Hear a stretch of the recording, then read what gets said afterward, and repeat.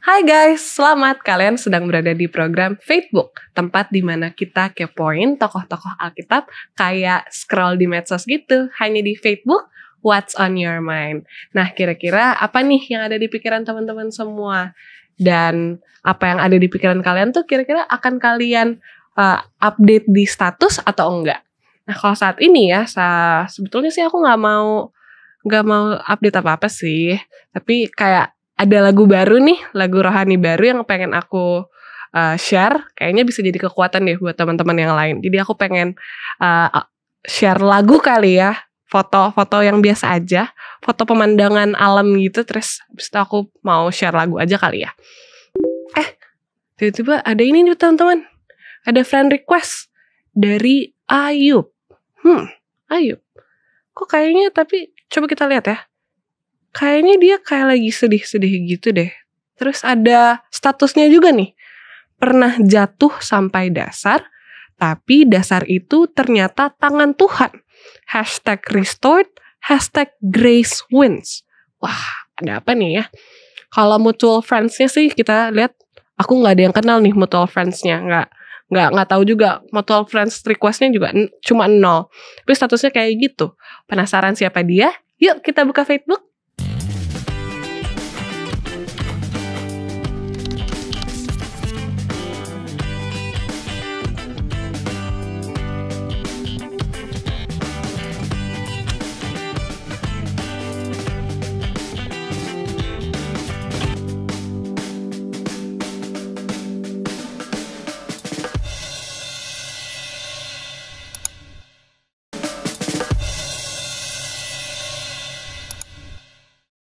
Lagi di Facebook, what's on your mind? Nah, apa nih yang ada di pikiran teman-teman semua? Kalau saat ini sih, aku masih kepikiran sama friend request yang tadi dari si Ayub.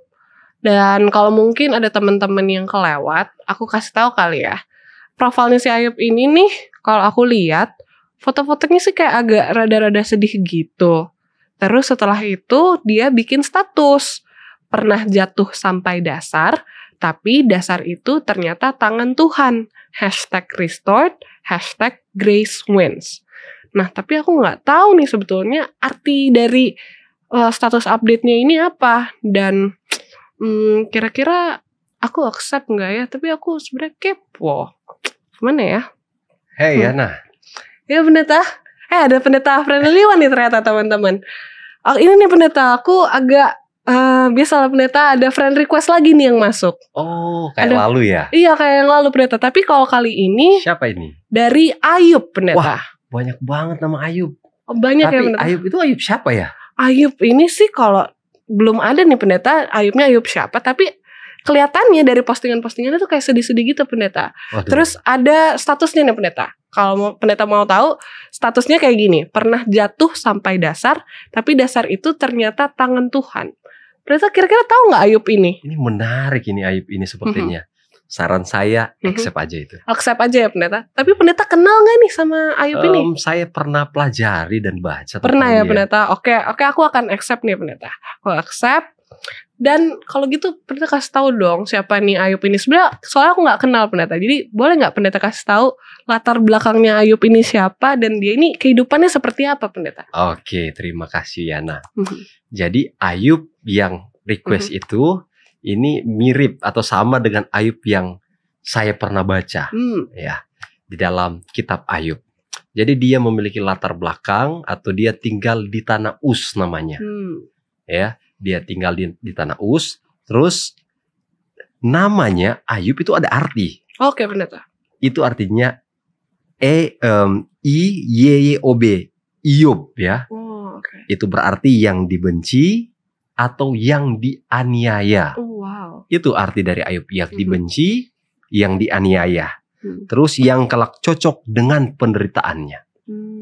Jadi ternyata Ayub memiliki arti yang dibenci, dianiaya, tapi cocok dengan penderitaannya. Dan bukan hanya itu, latar belakang. Ini Ayub ini sangat menarik karena apa ya, nah? Dia dituliskan adalah salah satu orang terkaya. Ini terkaya di timur. Buktinya dia kaya apa? Kalau mungkin kita berpikir, dia kaya, uangnya kalau zaman sekarang uangnya banyak sekali ya, perusahaannya di mana-mana, kendaraan banyak sekali, emas, perak, saham banyak sekali. Tapi kalau zaman dulu latar belakang Alkitab, orang kaya tidak diukur dari harta bendanya, ya, emas, uang yang dia miliki. Tetapi Alkitab mencatat kalau orang kaya zaman dulu, ya, zaman Alkitab khususnya dalam kisah Ayub ini adalah Ayub memiliki begitu banyak ternak. Buktinya apa? Dituliskan ada 3.000 kambing domba, 7.000 kambing domba, 3.000 unta, 500 pasang lembu, 500 kelai betina, dan banyak sekali pelayan yang dimiliki oleh Ayub.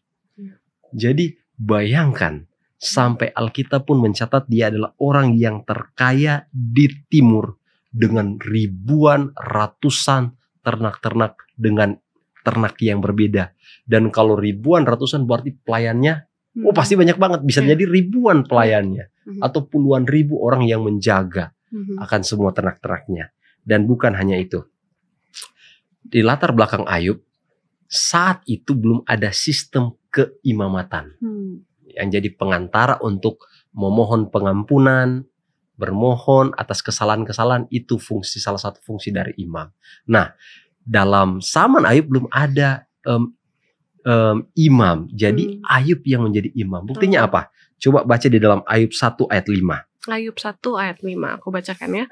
Setiap kali apabila hari-hari pesta telah berlalu, Ayub memanggil mereka dan menguduskan mereka. Keesokan harinya pagi-pagi, bangunlah Ayub lalu mempersembahkan korban bakaran sebanyak jumlah mereka sekalian.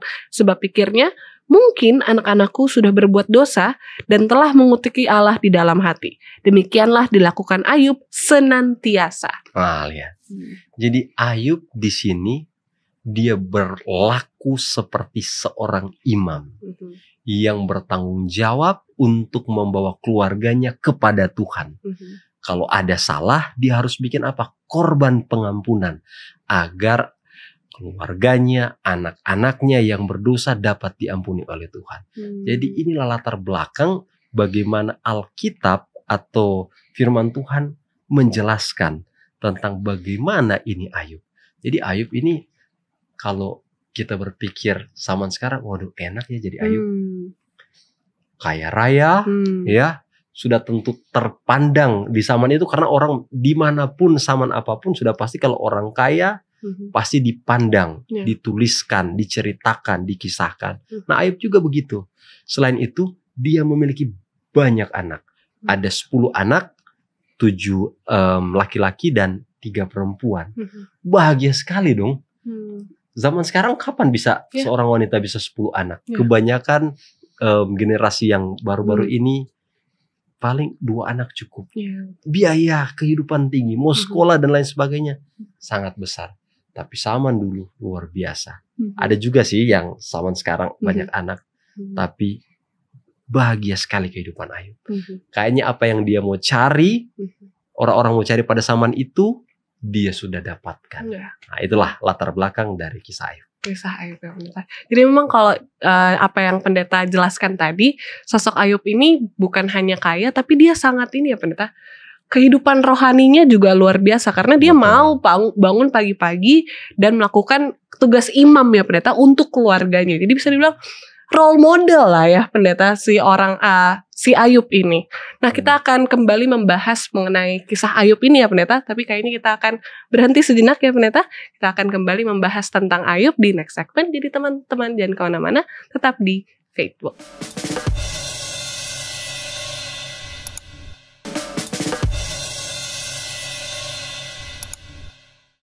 Login lagi di Facebook, What's on your mind? Nah, kira-kira apa nih yang ada di pikiran teman-teman? Nah, kalau aku dan pendeta di pikiranku saat ini nih, yaitu pendeta kan sempat mention bahwa latar belakang. Tadi sebelumnya kita bahas mengenai latar belakangnya Ayub ya pendeta. Dia orang yang kaya, anak-anaknya banyak, dan budak-budaknya juga banyak. Terus pendeta tuh sempat mention mengenai arti namanya Ayub. Dan di dalam situ ada kata penderitaan pendeta. Nah, yang saat ini aku mau tanyakan kepada pendeta, Boleh nggak pendeta jelaskan mengenai iman dalam penderitaan nih pendeta? Dan yang kayaknya nih pendeta sering jadi pertanyaan adalah, apakah penderitaan kita nih sebagai manusia selalu akibat dari dosa pendeta? Oke, terima kasih Yana untuk pertanyaannya. Mari kita bahas lebih lagi mengenai Ayub. Tadi latar belakang tentang Ayub kita sudah pelajari. Dia tinggal di tanah Uz, namanya ada artinya, terus dia sangat kaya, dia memiliki banyak anak, banyak sekali pelayan. Seperti kehidupannya, waduh, sempurnalah. Sekarang semua yang diinginkan ada. Dan dia juga yang plusnya dan utamanya, dia sangat setia dan percaya kepada Tuhan. Dia persembahkan korban, jangan-jangan kalau anaknya lagi pesta, makan minum, mengutuki Tuhan. Jadi Ayub sebagai seorang bapak, sebagai imam, menjadi teladan orang tua, dia lakukan tugasnya. Jadi kalau mau dipikir, apa sih yang kurang? Layak nggak orang seperti ini dapat penderitaan? Iya kan? Ya setia ke Tuhan. Nah, ini yang perlu juga sahabat-sahabat Facebook ingat dan tahu. Ada hal yang penting yang perlu untuk Yana baca. Ayub 1 ayat 1. Ayub 1 ayat 1. Aku bacakan. Dengan judul perikop, kesalehan Ayub dicoba. Ada seorang laki-laki di tanah Uz bernama Ayub. Orang itu saleh dan jujur. Ia takut akan Allah dan menjauhi kejahatan. Oke. Ayub 1 ayat 8. Ayub 1 ayat 8 aku bacakan. Lalu bagian B. Bagian B. Oh, di sesungguhnya. Oke, aku coba baca di bagian B lalu tak seorang pun. Sebab oke.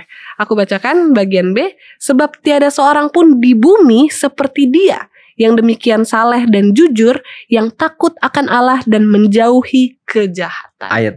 Ayub 2 ayat 3. Ayub 2 ayat 3. Aku bacakan lagi. Firman Tuhan kepada iblis, apakah engkau memperhatikan hambaku Ayub? Sebab tiada seorang pun di bumi seperti dia, yang demikian saleh dan jujur, yang takut akan Allah dan menjauhi kejahatan. Ia tetap tekun dalam kesalehannya, meskipun engkau telah membujuk aku melawan dia untuk mencelakakannya tanpa alasan. Wah. Ini sangat penting untuk kita ingat. Karena bagi saya, ini adalah kunci kehidupan Ayub. Alkitab menuliskan, bahkan Allah menjelaskan kepada iblis bagaimana ini Ayub. Dia itu jujur, saleh, takut akan Allah, dan menjauhi kejahatan. Ya, 4 ini sangat luar biasa. Tetapi di saat itu jangan lupa, waktu Yana baca itu, iblis datang kepada Allah. Anak-anak Allah berkumpul, di sana juga ada iblis. Dan mereka datang. Oh, kamu perhatikan hambaku Ayub? Dari mana? Mengelilingi bumi. Dia jujur, saleh, takut akan Allah. Seperti Tuhan sangat senang, sangat bangga untuk menyampaikan ada salah satu anaknya yang berbeda dari semua anak-anak yang lain. Ya, yang sangat percaya, takut akan Allah, jujur, saleh, menjauhi kejahatan. Terus iblis bilang apa? Kalau engkau izinkan semua harta bendanya, pasti tidak akan mengutuk engkau. Dan kita tahu kisahnya. Ketika semua, Tuhan bilang apa? Yang penting jangan jamah tubuhnya. Ya, jangan jamah tubuhnya. Silahkan habisin. Dan betul. 7.000 yang ditulis kekayaan ada 7.000, 3.500. Banyak sekali itu. Seketika pun langsung hilang. Bahkan lebih dari itu, anak-anaknya 10. Aduh, ini berat kalau bicara Ayub. Kayaknya gak ada orang yang seperti Ayub penderitaannya. 10 anaknya langsung mati. Bagaimana dia berkorban setiap hari agar anak-anaknya pun jangan sampai kena musibah, kena malapetaka. Ini 10-10-nya mati. Aduh, Ayub menderita. Tapi apa yang Ayub sampaikan? Ya. Ayub 1 ayat 21. Tolong Yana baca. Oke, Ayub 1 ayat 21 aku bacakan. Katanya, dengan telanjang aku keluar dari kandungan ibuku, dengan telanjang juga aku akan kembali ke dalamnya. Tuhan yang memberi, Tuhan yang mengambil, terpujilah nama Tuhan. Ini memang dari semua penderitaan yang Ayub sudah alami, kita bisa ingat, iman tidak bergantung pada keadaan. Ya, iman tidak bergantung pada keadaan. Kenapa? Ayub tetap menyembah Tuhan meskipun kehilangan segalanya. Segalanya. Ia menunjukkan bahwa kasih Allah bukan karena berkat, tetapi karena siapa Allah itu. Gak goyah imannya, gak runtuh, aduh, saya sudah gak ada ini. Sudahlah, Tuhan jahat sekali. Di mana Engkau Tuhan? Saya lagi butuh, Engkau ambil. Saya sedang senang, Engkau ambil. Tapi Ayub enggak. Iman enggak bergantung kepada keadaan. Mau dia pun enggak memiliki apa-apa, tetap ayat bilang, terpujilah nama Tuhan. Engkau yang memberi dan Engkau pula yang mengambil. Jadi ini menjadi pelajaran bahwa Tuhan mengizinkan, ya, ujian untuk membuktikan kemurnian iman kita, bukan menghancurkan kita. Jadi ketika Tuhan memberikan kita ujian, mungkin kita bisa coba merenung, bisa tenang supaya kita nggak terbawa emosi dengan setiap masalah yang datang. Bisa jadi Tuhan sedang memurnikan iman kita. Tuhan mau lihat sungguh-sungguh nggak percaya sama Tuhan, sungguh-sungguh nggak percaya bahwa Tuhan sedang menjaga, memelihara, memberkati, tapi sesuai dengan waktu dan cara Tuhan. Nah, selanjutnya, mengapa itu penderitaan pun gak habis sampai di situ? Kedua kali, saat iblis bertemu dengan Tuhan, semua hartanya, semua anaknya sudah gak ada. Ini sangat berat. Ayub berkata, terpujilah nama Tuhan. Tapi iblis bilang, kalau dia engkau izinkan menderita, sakit, pasti dia akan mengutuk engkau. Tuhan bilang apa? Tuhan, kok bisa? Tapi itulah kisah ini. Tuhan izinkan. Kalau kita pernah dengar ayat di dalam 1 Korintus 10 ayat 13. Pencobaan-pencobaan yang kamu alami bukanlah pencobaan yang kamu alami adalah pencobaan biasa yang tidak melampaui kekuatanmu. Sebab Allah setia. Ia akan memberikan jalan keluar sehingga kamu dapat menanggungnya. Jadi ketika Tuhan mengizinkan pencobaan dan penderitaan jadi kepada Ayub, Tuhan bilang apa? Sayangkan nyawanya. Iblis langsung laksanakan apa yang dia sampaikan. Dari ujung kaki sampai ujung kepala, Ayub mengalami penderitaan yang dahsyat. Nggak cukup harta benda, nggak cukup anak-anak, dirinya sendiri yang menderita. Aduh, beberapa orang yang pernah saya dengar langsung, pernah saya lihat sudah menderita. Dan tahu ya apa yang mereka bilang. Mati aja saya, bahasa Indonesia. Lebih baik saya mati daripada penderitaan seperti ini. Ayub berkali-kali lipat dari orang-orang yang mengalami penderitaan, yang menyampaikan, aduh gak ada guna saya, kasihan saya, mati aja saya. Ayub lebih dari itu. Dan dengan penderitaan itu, apa yang Ayub katakan? Mari kita lihat. Ayub 2 ayat 10. Coba Yana baca. Oke, Ayub 2 ayat 10 aku bacakan. Tetapi jawab Ayub kepadanya, engkau berbicara seperti perempuan gila. Apakah kita mau menerima yang baik dari Allah, tetapi tidak mau menerima yang buruk? Dalam kesemuanya itu, Ayub tidak berbuat dosa dengan bibirnya. Lihat. Ada orang memang kalau Tuhan izinkan itu pencobaan kepada orang itu. Berarti apa? Tuhan tahu bahwa orang itu, kalau Tuhan izinkan ujian kepada orang itu, Tuhan tahu bahwa orang itu mampu untuk melewati ujian yang terjadi. Atau setan memberikan cobaan, ya, maka Tuhan tahu orang itu mampu melewati cobaan itu. Coba kita review. Yang pertama, Ayub kehilangan semua harta bendanya. Ya kan? Yang kedua, anak-anaknya semua mati. Yang ketiga, belum cukup, Ayub kena sakit semua. Dari ujung kaki sampai ujung kepala. Yang ketiga, yang keempat, istrinya lemah iman. Dia bilang apa? Kutuki aja Tuhan dan kamu mati. Dan yang perlu kita tahu bahwa yang kelima ini, teman-temannya menghakimi Ayub. Kamu pasti salah, kamu pasti berbuat dosa. Teman-temannya siapa? Elifaz, Bildad, dan Sofar. Walaupun sempat mereka duduk lama gak bicara, mereka melihat keadaan Ayub, secara logika pasti akan mudah berpikir, nggak mungkin peristiwa malapetaka seburuk ini terjadi kalau orang itu baik. Nggak mungkin. Dia pasti melakukan pelanggaran, ada dosa tersembunyi. Secara pandangan umum, teman-temannya menghakimi Ayub.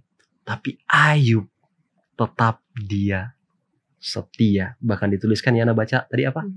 Dia tidak berbuat dosa. Jadi ketika pertanyaan tadi Yana tanya, apakah penderitaan itu akibat dari dosa? Enggak. Di dalam konteks ini berbeda. Konteks ini berbeda. Ayub tidak melakukan dosa, tetapi dia mengalami penderitaan oleh karena setan, dan itu diizinkan oleh Tuhan. Banyak rahasia kehidupan yang kita bisa tahu dari kisah ini. Oke, benar. Jadi memang ada beberapa hal yang Tuhan izinkan terjadi ya pendeta terhadap kita karena mau menempa kita, menempa iman kita. Mungkin seperti apa yang Ayub perbuat. Tapi kadang jadinya pendeta karena sudah mengetahui hal ini, ada yang sebetulnya karena salah kita bilang Tuhan yang izinkan, gak kayak gitu ya pendeta ya. Kadang memang kita yang suka sebab akibat. Iya, sebab akibat. Kadang kalau kata-kata gaulnya nih pendeta, seringkali anak-anak muda nih cobaan dicobain pendeta. Jadi memang jangan sampai salah persepsi juga karena kita tahu mengenai kisah Ayub ini, oh jangan-jangan Tuhan izinkan. Padahal kita yang cobain cobaan. Jadi sambil juga refleksi diri ya pendeta. Apakah kita sudah melakukan hal yang baik?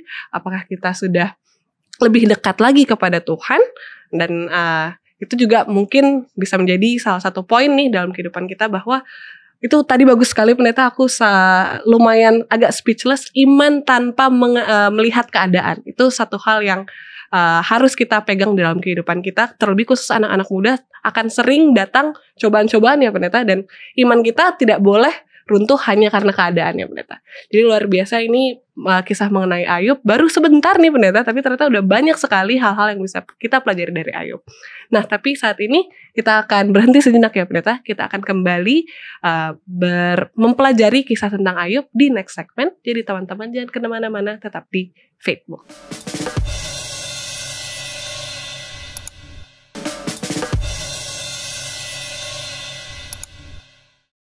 Lagi di Facebook, What's on your mind? Nah, kira-kira apa nih yang ada di pikiran teman-teman? Nah, saat ini yang ada di pikiran aku, pendeta dan juga teman-teman Facebook, itu tadi tuh di segmen sebelumnya, pendeta sempat kasih tahu bahwa penderitaan Yakub, hal-hal yang dia hadapi, Ayub, itu sangat banyak pendeta. Yaitu anak-anaknya Ayub meninggal, terus hartanya hilang, dan juga istrinya bahkan menyuruh dia untuk mengutuki Tuhan. Apa yang dialami Ayub itu pasti kalau dihadapkan ke aku ya pendeta, hartaku yang tidak seberapa ini kalau hilang saja pasti aku nangis pendeta. Udahlah nangis, pasti berkeluh kesah juga. Saat ini yang aku ingin tanyakan kepada pendeta adalah, apakah ini pendeta, air mata dan keluhan itu tanda kurang iman pendeta? Oke, jadi berbicara tentang air mata, pasti setiap orang yang mengeluarkan air mata itu begitu sakit. Sakit yang dia alami dalam kehidupan. Dia nggak sanggup, biasanya kalau perempuan langsung apa? Menangis, ya. Menangis. Laki-laki apalagi kalau sudah sampai menangis. Berarti sudah sangat berat. Nggak mampu untuk dia tanggung, dia hadapi sampai dia menangis. Nah, apakah arti air mata kalau menangis, dia mengeluh kepada Tuhan, artinya dia kurang iman? Mari kita coba baca dulu. Ayub 7 ayat 11. Ayub 7 ayat 11, aku bacakan.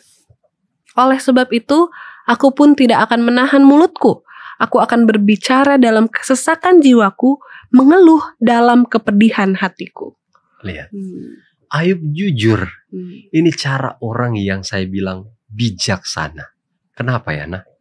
Oleh karena ketika seorang kehilangan, mengalami penderitaan, nggak ada jalan keluar selain datang, kalau orang percaya ya, selain datang kepada Tuhan. Itu adalah cara terbaik yang dapat dilakukan oleh setiap orang. Kalau dia nggak percaya kepada Tuhan, percayalah itu cara terbaik. Mengadu, karena banyak orang ketika dia mengalami masalah yang besar, dia lari ke minuman, dia lari ke rokok, bahkan dia lari ke hal-hal contoh seks atau apapun itu, sehingga bukan hidupnya lebih baik, bukan masalahnya terselesaikan, tapi menambah beban dalam kehidupannya sehingga banyak orang yang akhirnya mengakhiri hidupnya. Karena apa? Nggak mampu, nggak sanggup dengan penderitaan yang dialami. Ini ibarat Ayub. Mungkin dari semua orang yang melalui penderitaan, salah satu yang paling besar, yang paling berat adalah Ayub. Bahkan di semua tokoh Alkitab kalau baca baik-baik, ya, di luar Tuhan Yesus, Ayub adalah yang terberat menurut apa yang saya baca selain Tuhan Yesus.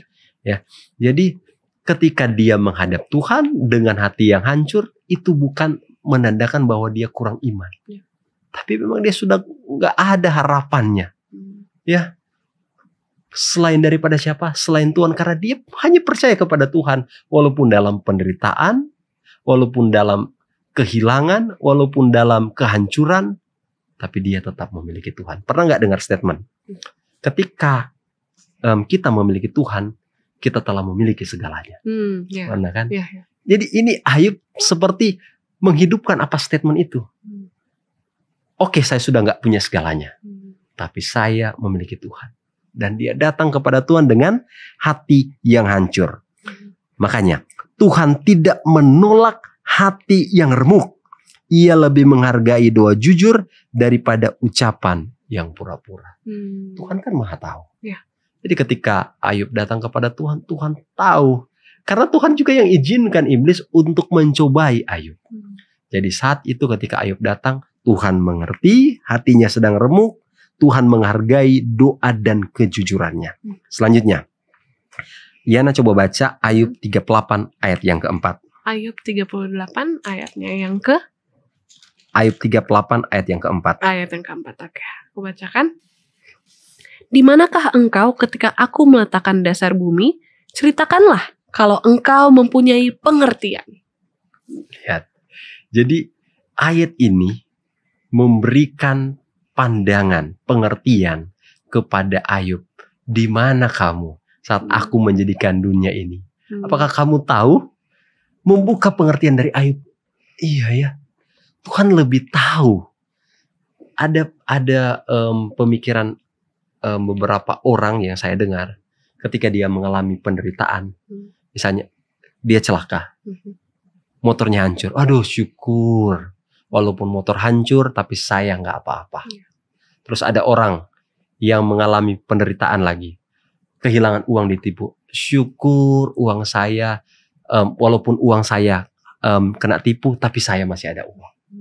Nah, di sini juga mirip dengan ilustrasi tadi, bahwa ketika Ayub sudah menderita, Tuhan kasih ingat, kamu tahu nggak siapa yang pelihara, siapa yang menciptakan? Oh, itu memberikan pengharapan, memberikan Ayub kekuatan. Walaupun dia sudah nggak ada harta benda, walaupun dia sakit, walaupun anak-anaknya nggak ada, walaupun sahabat-sahabatnya menyalahkan dia tentang semua yang terjadi, bahkan istrinya lemah iman dan menyuruh Ayub untuk mengutuk, tapi tetap Ayub bersyukur kepada Tuhan. Karena Tuhan telah mengingatkan, dia nggak tinggal diam, dia ada. Dan dia nggak akan biarkan Ayub dalam penderitaan yang dia alami. Jadi ketika Ayub menangis, bukan menandakan bahwa dia lemah iman. Tapi menandakan bahwa Ayub nggak sanggup dan dia datang kepada Tuhan. Dengan kejujuran hatinya, ketulusan hatinya. Dan Tuhan nggak tinggal diam. Amin. Jadi memang boleh ya ternyata pendeta sebagai seorang Kristen kita berkeluh kesah, tapi berkeluh kesahnya hanya ke Tuhan ya pendeta ya. Yang paling tepat dan terbaik adalah ke Tuhan. Kenapa? Oleh karena kalau kita berkeluh kesah ke orang, apalagi orang itu nggak bisa dipercaya, tidak bisa menjaga mulutnya, bisa jadi keluh kesah kita ceritakan A, bisa jadi B, C dan D, dan itu bukan baik ke kita nanti, malah akan menambah masalah dalam kehidupan kita. Jadi yang harus digarisbawahi, boleh berkeluh kesah tapi ke Tuhan. Nanti malah ditwist pendeta, cuma dipotong tuh pendeta yang katanya boleh nih, bukan kekurangan iman kalau orang berkeluh kesah. Oh kata pendeta Friendly boleh, tapi sebenarnya yang terbaik ya. Iya. Bukan berarti nggak bisa berkeluh kesah ke orang, tapi orang itu bisa nggak jaga mulutnya, bisa nggak mendoakan paling sedikit, atau bisa nggak menguatkan, bisa ke orang. Kalau kita percaya orang itu bisa, berkeluh kesah. Tapi yang terutama hanya ke Tuhan. Jadi boleh, karena tadi di episode sebelumnya juga kan pendeta sempat mention juga bahwa Tuhan mengajak semua orang yang berbeban semuanya, letih lesu, berbeban berat, Tuhan ajak untuk datang berkeluh kesah lah kepada Tuhan. Nah memang ini kalau ngomongin masalah Ayub ini nggak ada habis-habisnya ya pendeta, dan masih ada lagi nih kayaknya pendeta akan bagikan mengenai Ayub, tapi di next puncak cerita Ayub. Jadi teman-teman jangan kemana-mana, tetap di Facebook.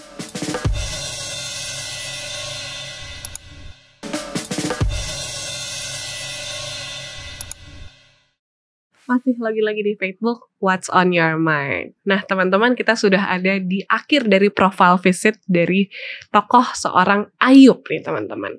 Nah tadi pendeta sempat spill sedikit, ini adalah puncak kehidupannya seorang Ayub. Nah yang saat ini aku mau tanyakan kepada pendeta nih, bagaimana akhirnya pemulihan itu terjadi dalam kehidupan Ayub nih pendeta? Oke, baik.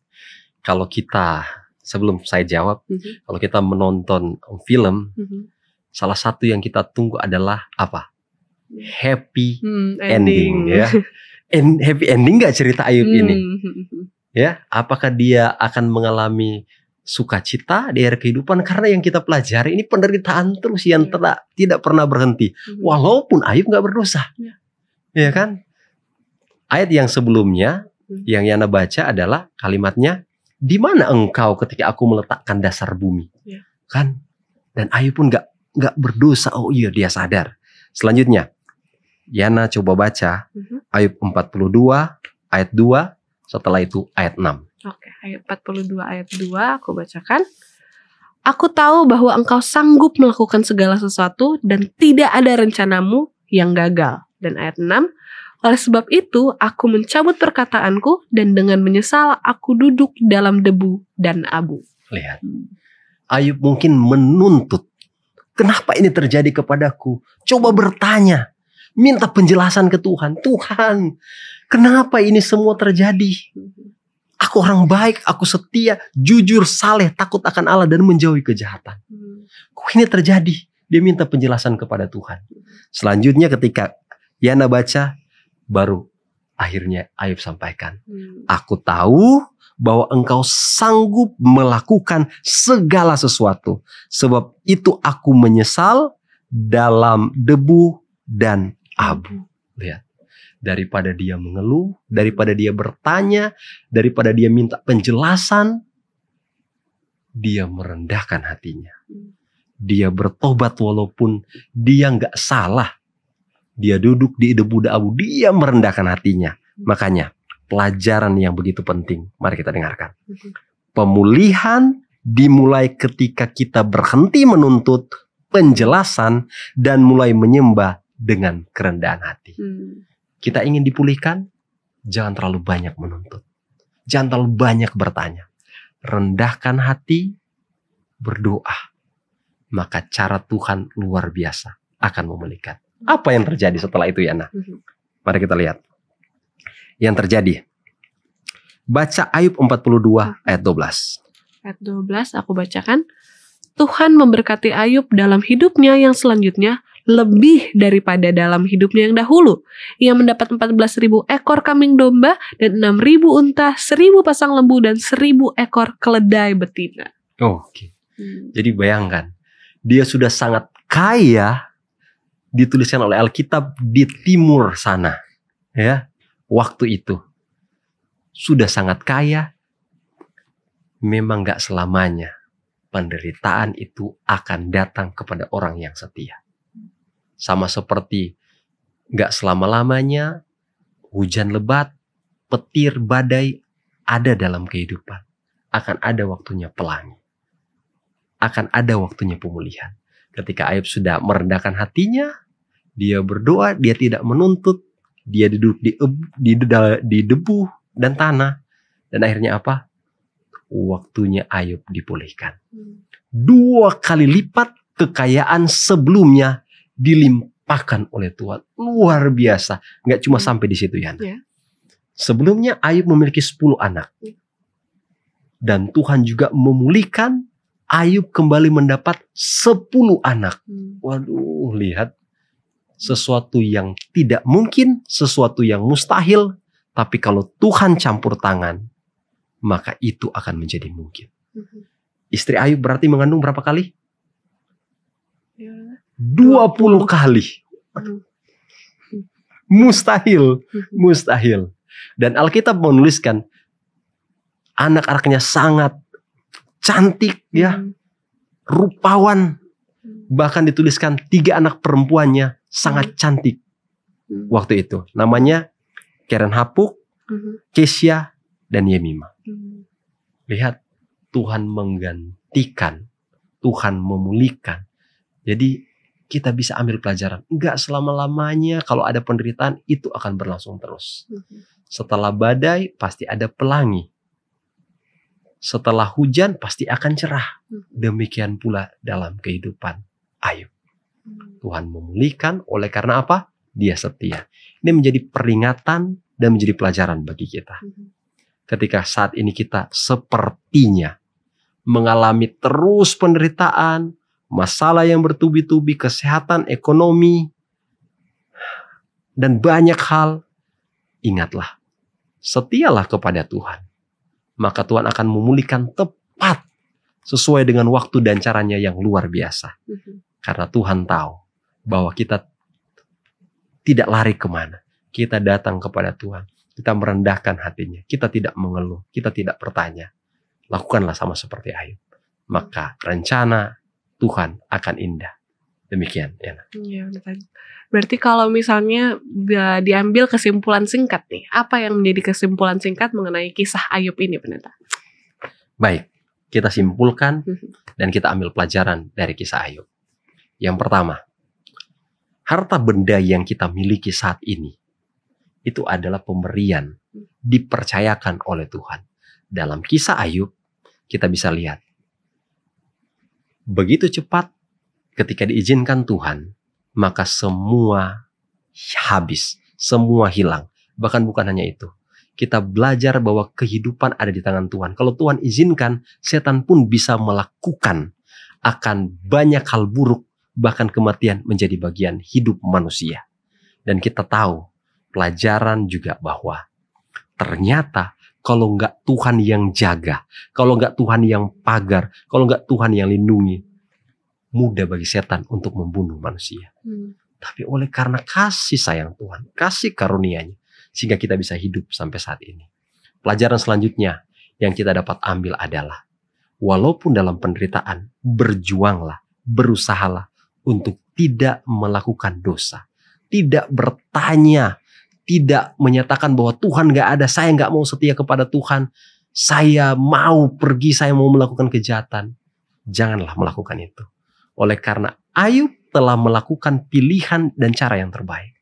Dia hanya merenung, dia duduk di abu dan tanah, selanjutnya dia merendahkan hati dan bermohon kemurahan Tuhan. Dan pelajaran ketika kita sudah melaluinya, maka pemulihan Tuhan akan datang. Tuhan akan memulihkan bukan hanya hatinya, tapi luar biasa Tuhan menggantikan 2 kali lipat. Dan Tuhan memberikan lebih dari apa yang Ayub minta. Ya, Tuhan memberikan lebih. Dan itu bisa menjadi bagian juga bagi kita. Di saat kita telah melewati akan pencobaan dan masalah hidup. Di saat pemulihan itu datang, maka bersiaplah. Tapi kalau kita nggak siap, maka kita akan jatuh. Semoga pelajaran kisah Ayub ini dapat memberikan inspirasi bagi kita untuk terus kuat dan setia di dalam Tuhan. Karena Tuhan itu ada. Tuhan tidak akan pernah membiarkan dan meninggalkan kita. Amin. Amin. Pendeta boleh tutup episode ini dengan doa, Pendeta? Mari kita berdoa. Padamu kami datang Tuhan saat ini. Setelah kami merenungkan luar biasanya cara Tuhan untuk memberkati, memelihara, bahkan mengizinkan hal-hal buruk terjadi dalam kehidupan Ayub, bahkan kehidupan kami. Tetapi dari kisah ini kami dapat mengerti bahwa semua ada di bawah kendali dan cara Tuhan yang luar biasa. Tuhan akan memulihkan dengan cara yang menakjubkan. kami gak dapat pikirkan. Mungkin pemulihan itu datang dalam kehidupan masing-masing kami di saat kami tetap menaruh harapan kami, iman kami kepada Tuhan, dengan tidak mempersalahkan Tuhan, dengan terus mencari Tuhan dan bertobat kepadamu. Berkati semua sahabat-sahabat Facebook yang pada saat ini menyaksikan tayangan ini, agar mereka dikuatkan dan diberkati. Dan bahkan berkatilah kami yang pada saat ini dapat memberikan atau dapat menjadi sarana untuk menyampaikan kisah-kisah yang sangat baik, kisah dalam firman Tuhan, untuk menguatkan semua kami yang mendengarkan. Terima kasih Tuhan mendengar dan menjawab doa kami. Dalam nama Tuhan Yesus kami berdoa. Amin. Amin. Terima kasih banyak Pendeta Friendly sudah kenalkan kita ke tokoh Ayub ini. Dan semoga kalau ada friend request lain, Pendeta mau ya kasih tahu ke aku dan juga teman-teman Facebook. Oke Pendeta, terima kasih banyak. Kiranya Tuhan selalu memberkati ya Pendeta. Oke guys, jangan lupa terus untuk follow kisah-kisah keren dari teman-teman lama kita di Alkitab. Dan scroll terus, like, dan jangan lupa untuk share insight-nya ke kehidupan teman-teman semua. Ingat, ini bukan cuma konten, ini juga panggilan. Sampai jumpa di profile visit selanjutnya hanya di Facebook What's on Your Mind.